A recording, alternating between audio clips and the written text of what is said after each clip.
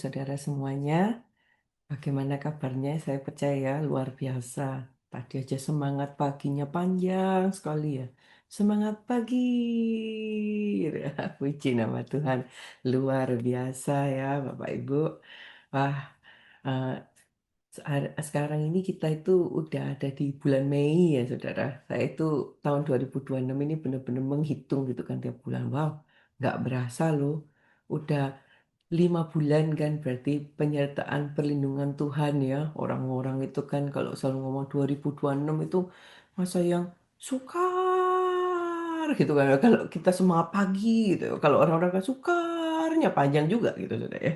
Tapi itu tapi kalau kita melihat kalau sampai saat ini loh kita masih hidup gitu sudah ya, masih bernafas dalam keadaan baik, bisa bersama-sama beribadah mencari wajah Tuhan walaupun lewat Zoom.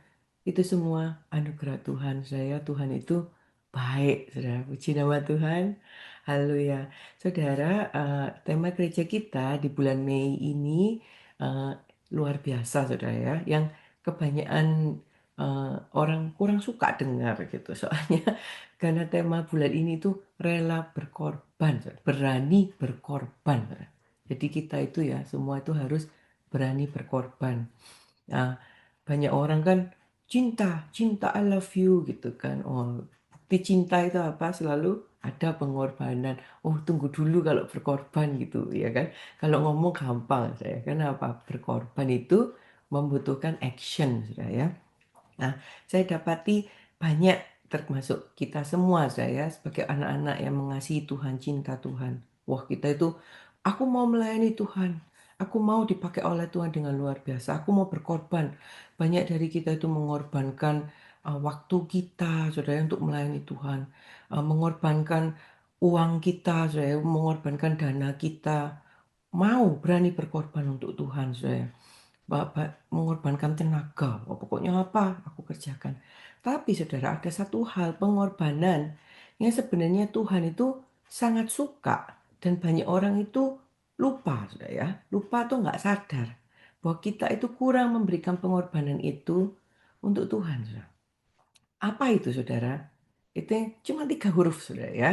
Pengorbanan yang Tuhan mau itu 3 huruf, yaitu EGO, saudara. Ego kita, saudara ya. Nah, itu apa itu ego gitu ya? Nah, mari kita sama-sama belajar yuk. Apa sih maksudnya Tuhan, saudara ya? Dengan mengorbankan ego, saudara. Jadi hari ini, kalau kita mau sama-sama belajar, saya kasih judul ya. Hari ini kita akan belajar tentang rela mengorbankan ego bagi Tuhan, saudara ya. Oke, hari ini kita mau sama-sama belajar. Ini pengorbanan yang Tuhan suka, pengorbanan yang Tuhan mau dan Tuhan cari, saudara ya. Oke, jadi ego itu apa maksudnya? Mungkin ibu-ibu ya bingung, apa sih ego? Nggak ngerti. Ego itu artinya keakuan kita. Aku, diriku, saya, ya. Kesombongan kita, keangkuhan kita. Oh, aku kok dilawan gitu kan, saudara ya. Eh, dan biasanya kalau orang itu kan keegoan kita itu kan selalu berkata, aku tuh yang paling benar. Aku tuh yang nggak mau kalah. Aku harus selalu menang. Aku tuh harus dihargai. Aku nggak mau direndahkan. Aku, semua itu kata-katanya aku, saudara ya. Itulah keakuan kita, atau kalau bahasa kerennya kan ego kita gitu, saudara ya. Nah itu eh, yang seringkali Tuhan mau dibuang dari hidup kita, saudara. Tuhan mau itu disalibkan, saudara. Nah, karena bulan Mei ini kan tadi kita belajar tentang berani berkorban. Tuhan challenge nih, kamu mau nggak gitu kan? Mau nggak rela berkorban gitu? Berkorban apa? Aku sudah berkorban loh Tuhan. Aku sudah melayani Engkau dengan luar biasa. Aku sudah berkorban, duitku sudah kukorbankan, waktuku sudah kukorbankan, tenagaku semua sudah kukorbankan. Nah, Tuhan mau level up, saudara ya. BMC New York kita kan selalu mau level up menjadi lebih baik. Tuhan sekarang tanya, mau nggak kita mengorbankan ego kita, keakuan kita, kesombongan kita, kehebatan kita, saya keinginan untuk selalu dianggap gitu kan, keinginan untuk selalu yang paling benar, ingin diakui, wah ini wah hebat, tepuk tangan yuk untuk aku gitu kan, ingin selalu dihormati, dihargai. Nah itu yang Tuhan minta, bagi kita semua, saudara dan termasuk saya. Maukah engkau di bulan Mei ini, ya, kan kita mau berani berkorban. Maukah engkau berkorban sama-sama untuk menyalibkan ego kita? Pertanyaan sekarang kan, kenapa Tuhan? Kenapa Tuhan gitu kan? Why gitu kan? Mengapa kita itu harus mengorbankan ego, saudara ya?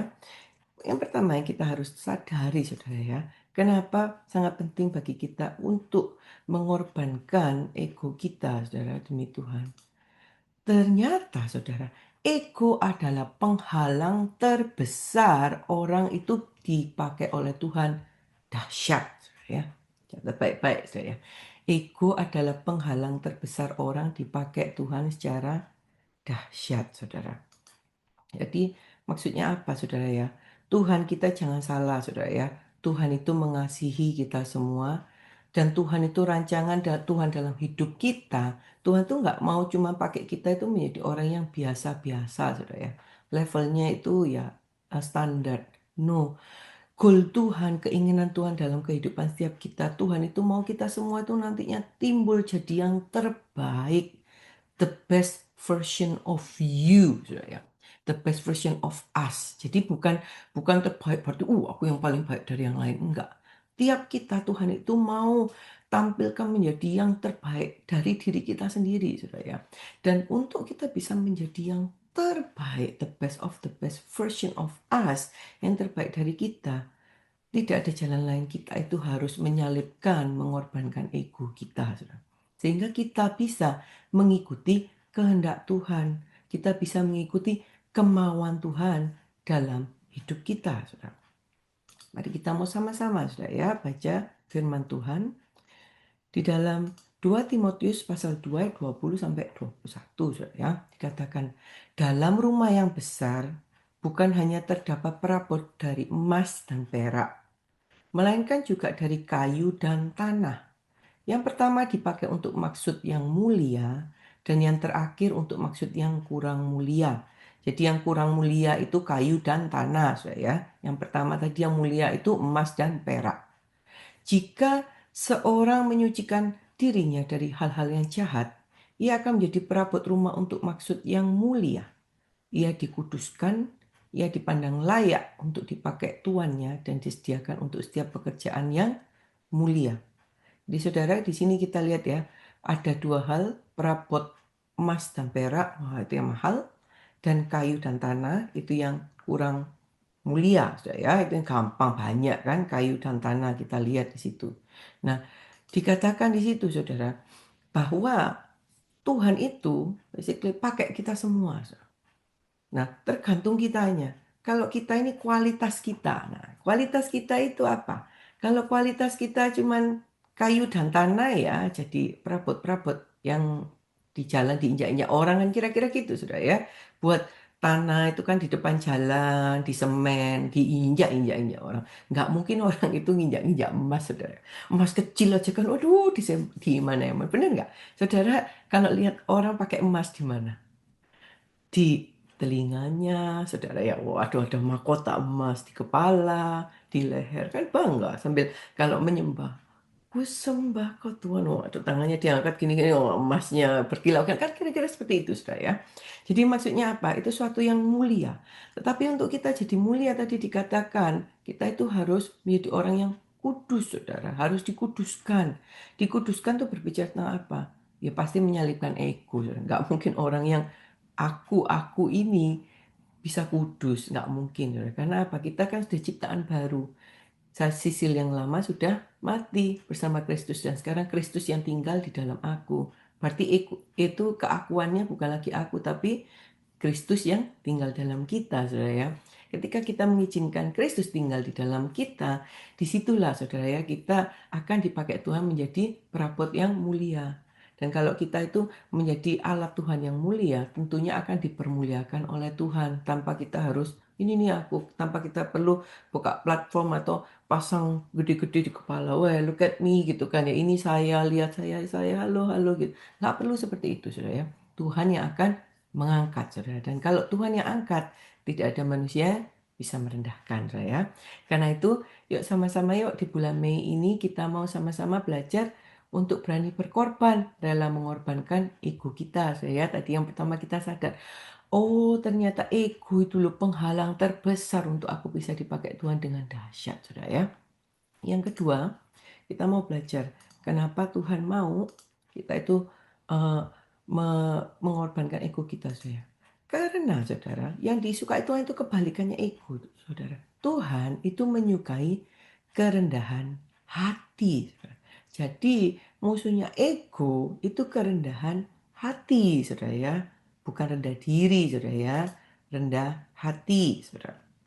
Nah, ayat firman Tuhannya dikatakan di dalam Yakobus pasal 4 ayat 6b dikatakan Allah menentang orang yang congkak, tetapi mengasihani orang yang rendah hati, saudara ya. Jadi saudara, Tuhan itu suka sama orang yang rendah hati, saudara. Nah, pertanyaannya sekarang kita koreksi diri yuk. Apakah aku ini orang yang rendah hati? Koreksi dirinya apa ya? Gampang, tadi aja lihat lawannya dari ego tadi, saudara. Kalau semua aku gitu kan.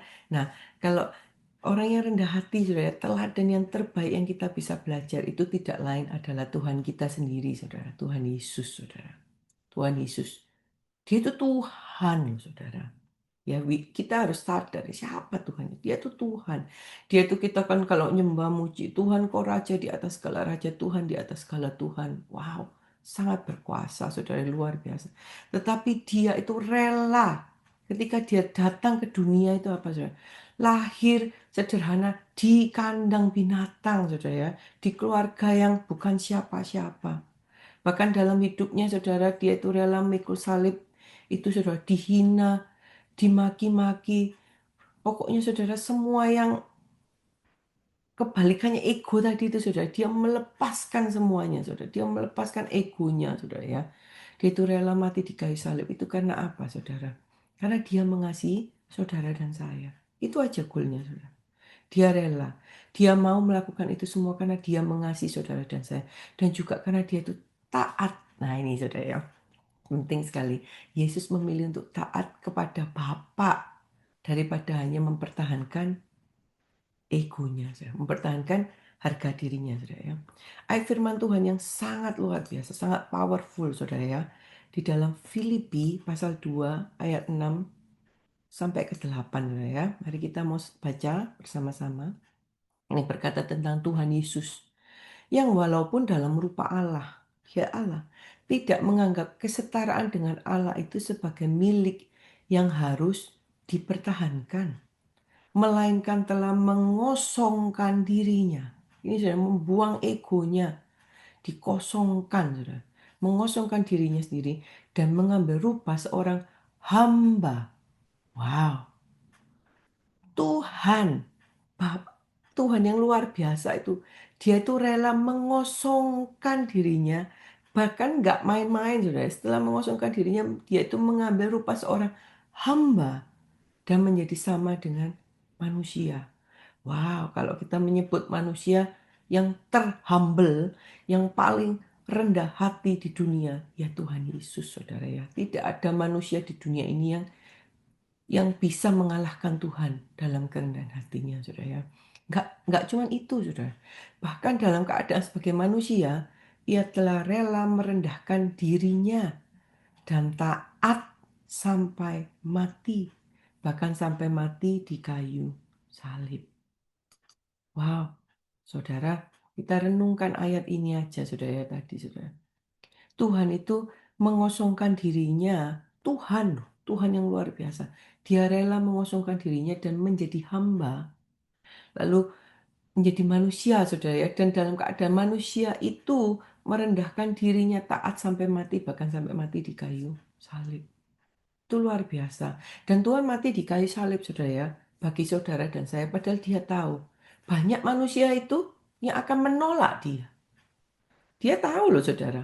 Tapi dia tetap lakukan. Nah, pertanyaannya, coba kalau saudara dan saya gitu kan, berdoa, lalu Tuhan bilang, kamu harus merelakan mati untuk umat manusia. Paling kita, wah ini salah dengar. Bukan suara Tuhan itu. Pasti begitu, benar nggak, saudara?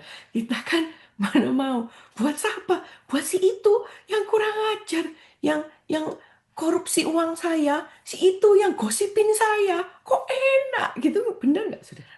Buat si itu yang durhaka, buat si itu yang jahat, kejam, kurang ajar luar biasa.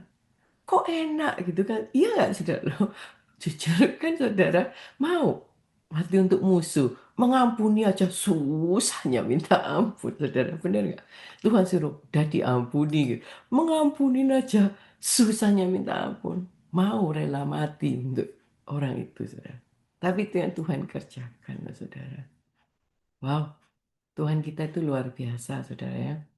Sehingga kalau kita tahu akan hal itu, saudara, nggak ada yang bisa membuat kita itu bangga atau sombong akan diri kita, saudara. Kalau kita ada hidup hari ini, semua itu anugerah Tuhan, saudara. Kalau kita itu sadar ya, wow, kalau aku sampai hari ini tuh masih bisa hidup dalam keadaan baik, itu semua anugerah. Sehingga nggak ada hal yang bisa membuat kita tuh keegoan gitu. Aku kok yang hebat. Nggak ada, saudara. Semua itu karena anugerah Tuhan, saudara ya. Memang saudara ada kadang dalam pelayanan kah, dalam pekerjaan kah, dalam rumah tangga, dalam kehidupan apapun saudara ya, sehari-hari saudara. Itu bukanlah hal yang gampang untuk kita itu selalu menyalipkan ego, kita mengorbankan ego saudara ya. Kita sudah berusaha melakukan yang terbaik, memberikan yang terbaik dalam kerjaan. Waduh, mengerjakan semua dengan baik. Tetapi bukannya dihargai sama bos, malah dimaki-maki gitu kan. Mungkin kita istri sudah masak-masak, waduh melakukan yang terbaik. I did my best gitu kan, bukannya memberikan setengah hati. Saya memberikan yang terbaik. Tapi kok malah dihina, apa ini makanan gak enak, asin lah apa. Makanan ini sup lagi apa gitu. Ada di Instagram gitu saudara ya. Saya kan sekarang sosial media Instagram lucu-lucu gitu saya. Ada ada eh, video lucu gitu saudara. Mamanya masak sup. Lalu bapaknya pulang gitu kan, suaminya pulang. Makan apa hari ini? Sup gitu kan. Sup lagi gitu kan langsung video selanjutnya kan langsung makan tapi di pipinya ada bekas habis digampar gitu jadi anak-anaknya semua sama bapaknya dapat gamparan dari mamanya karena komplain gitu ya. Ya kita belajar jangan jadi yang seperti itu ya ibu-ibu ya. Kita jangan jadi istri yang suka mukul atau marah tapi kita belajar mengorbankan ego kita, saudara. Ya udahlah dikomplain ya nggak apa-apa kita belajar masak lebih baik lagi, saudara ya. Kita lihat teladan Tuhan Yesus. Dia nggak salah, tapi dia willing, dia mau loh menanggung kesalahan dan dosa-dosa kita semua, saudara ya. Jadi nggak ada lagi tempat buat kita itu, waduh harga diri saya dilukai. Dia memfitnah saya, dia merendahkan saya, dia melakukan hal yang nggak baik. Saudara, kerendahan hati itu bukanlah suatu kelemahan, tapi sebetulnya tanda kedewasaan rohani. Saudara. Orang yang bisa walaupun dia mungkin benar, saudara, walaupun kita mungkin benar, tapi kita itu dihina, direndahkan, difitnah, dan kita tetap ya udahlah nggak apa-apa gitu kan ya kita let it go gitu, itu kita rendah hati. Itu menunjukkan wow ini orang yang dewasa dan Tuhan suka yang seperti itu. Ini yang aku cari, ini yang aku suka. Dan itu yang akan diangkat Tuhan tadi saudara menjadi perabot-perabot yang mulia saudara. Kita lihat saudara ya, proses yang dialami orang-orang hebat. Contohnya Yusuf. Yusuf itu kan pertama kesayangannya bapaknya. Waduh sombong kan, show off. Oh jaket bukan jubah. Jubahku bagus loh, lihat papa kasih yang terbaik. Kan anak kesayangan. Wah, nah itu kan sombong, saudara. Wah, tapi apa? Tuhan izinkan dia mengalami hal-hal yang sangat luar biasa kan. Dijual saudaranya, dihina, ditelanjangi, jadi budak, saudara ya. Lalu difitnah sama istrinya Potifar. Masuk penjara, saudara. Lalu di penjara berbuat baik loh membantu juru minuman, membantu juru roti. Bukannya diingat malah dilupakan. Tapi Tuhan itu tidak melupakan, saudara ya. Walaupun engkau itu mungkin banyak orang berusaha merendahkan engkau, menginjak engkau. Tapi kalau kita tetap hidup dalam kebenaran, kerendahan hati, Tuhan nanti yang akan mengangkat kita. Jadi kita nggak usah khawatir, saudara ya. Tuhan itu selalu akan membela orang-orang yang rendah hati, saudara. Ayat penutup hari ini, saudara ya, ini ayat yang luar biasa. Saya harap hari ini kita semua Jangan lupakan ayat ini, saudara. Biarlah ini jadi pegangan kita. Kalau kita sekarang mungkin lagi dalam keadaan, wah ego kita lagi dibentuk sama Tuhan, keakuan kita lagi dikikis, dibuang, kiranya ini jadi pegangan kita, saudara. Ganjaran kerendahan hati dan takut akan Tuhan adalah kekayaan, kehormatan, dan kehidupan. Wow, saudara. Ternyata kalau kita ini rendah hati dan takut akan Tuhan, Tuhan itu sudah menyediakan kekayaan, kehormatan, dan kehidupan. Bukankah itu yang kita mau? Saudara ya, kita mau kan dalam hidup kita kaya, saudara. Siapa yang nggak mau ya duitnya banyak? Nggak mungkin, saudara ya. Itu kita semua pengen kan? Kan hidup berdampak jadi berkat. Gimana kita bisa menjadi berkat kalau kita nggak ada duit yang bisa diberikan, saudara? Gimana kita bisa menjadi berkat, influence kan? Oh, berdampak. Gimana kita bisa berdampak kalau kita itu nggak hidup memiliki kehormatan, saudara ya? Hanya orang-orang yang dihormati oleh orang lain yang memiliki dampak, saudara. Hanya orang-orang yang memiliki kapasitas keuangan yang cukup untuk bisa memberkati orang lain, saudara. Dan kehidupan berbicara tentang segala hal, saudara ya. Keluarganya baik, diberkati, anak-anak cucunya sehat, baik, hormat, mengasihi, sukses. Nah, itu yang Tuhan berikan kepada siapa? Itu kepada orang-orang yang rendah hati dan mengasihi Tuhan, saudara ya. Karena itu, saya sudah selesai hari ini. Biar ini jadi pegangan kita. Yuk kita sekarang sama-sama mau berkorban, mengorbankan, buang ego, keakuan kita, dan kita ganti dengan menjadi pribadi-pribadi yang rendah hati dan mengasihi Tuhan. Mari saudara kita tundukkan kepala kita bersama-sama berdoa. Tuhan Allah Bapa kami dalam surga, terima kasih ya Tuhan kami ucapkan. Sungguh Tuhan itu baik dalam hidup kami Tuhan. Dan tidak ada apapun Tuhan, tidak ada kehebatan, kemegahan yang kami kerjakan ini yang patut kami banggakan. Kami semua ini adalah hamba-hamba Tuhan. Dan kami ini hanyalah memuji, meninggikan, dan mengagungkan satu nama di atas segala nama. Yaitu nama Tuhan Yesus, Raja di atas segala Raja dan Tuhan di atas segala Tuhan. Allah Roh Kudus, hambamu selesai berbicara, tapi kiranya Roh Kudus Engkau bekerja lebih dan lebih lagi, menuntun, memimpin, dan membimbing setiap anak-anakmu, sehingga kami semua ini boleh menjadi pribadi-pribadi yang rendah hati dan takut akan Tuhan, sehingga benar-benar ganjaran itu Tuhan, setiap hidup kami ini diberkati dengan kekayaan, kehormatan, dan kehidupan. Terima kasih ya Bapak, doa ini kami akan di dalam nama Tuhan Yesus kami berdoa, haleluya. Amin.